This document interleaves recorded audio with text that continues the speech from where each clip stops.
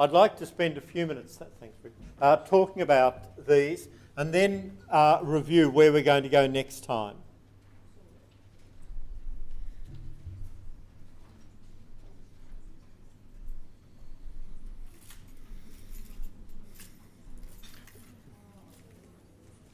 Could I just repeat the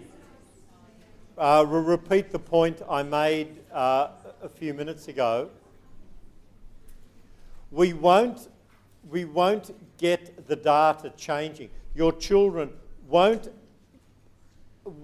be more literate unless they can carry the knowledge away from you. The children won't be more literate until they can carry the strategies away from you. One useful teaching strategy that I used, particularly in primary and early secondary, was that I'd have all the students have a list of things I do when I read. And as the children learn new reading actions, they add them to that. And they use this sheet as a way of cueing them. They use the sheet as a way of cueing them to do new things. One key aspect of individual difference in literacy is how well children can actually automatise what we teach them. Some children really easily automatise when we teach. The ideas they seem to just soak in the ideas we give them. Other children don't soak it in nearly as well. And that's why getting their knowledge ready, really stimulating their existing knowledge is very important. And making sure that you spend a lot of time having them talk in sentences about ideas, talk about what they've learnt, talk about what they see in diagrams, and so on.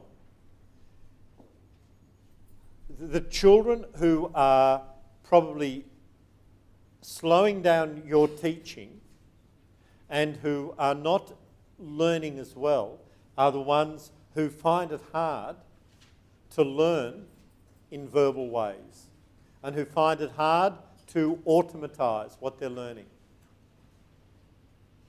Part of this is to do with the experiences the children have had in the, say, years 2 to 5 before they started school. You can think of a situation where from the moment when a child started to talk and the child said things like, "Oh, what's that, mummy? Is that a puppy?" And the mother says, no, it's a ferret, don't touch it, it'll bite your arm off up the elbow, sort of thing. You know, they have lots of dialogue, and then the next time, "Oh, is that a little puppy, mummy? No, it's a tiny horse. Remember we saw a big horse the other day?" Some children will have lots of language experiences in the years 2 to 5, where they learn how to be analytic. They learn how to link up ideas. The mother says, remember that, and link that, and we did that last week, and what did we call that again? And all those sorts of activities. Other children who come to your, prep grade 1, grade 2, don't bring those experiences. So they're coming to school without having a capacity for soaking in the new knowledge. And we have to make up for that. We have to make up for it. What these actions do, what the high reliability actions do, is teach the child how to be systematic. You mentioned before, systematic. It teaches them how to be analytically systematic, bit by bit by bit. What the getting knowledge ready does, when we visualise it first, and we talk about the words, the sentences, blah, blah. Can you see how we're teaching them to be analytic?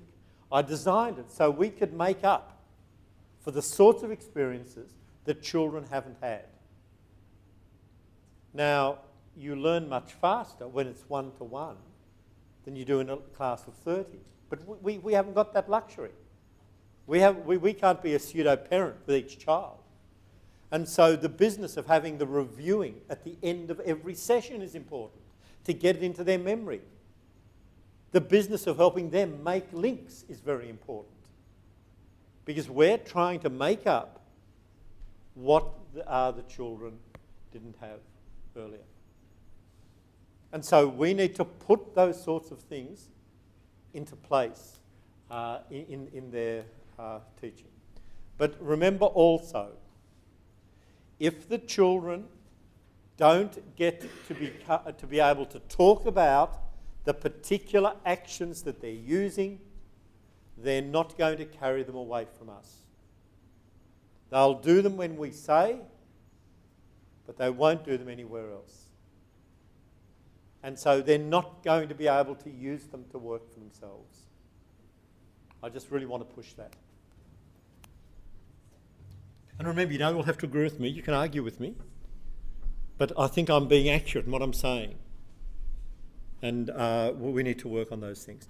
Okay, with the professional learning plan, there are a number of key aspects of the professional learning that I think you need to look at. And it may well be that you want to have a dialogue with the school leadership team about how you can be assisted to work on some of these things.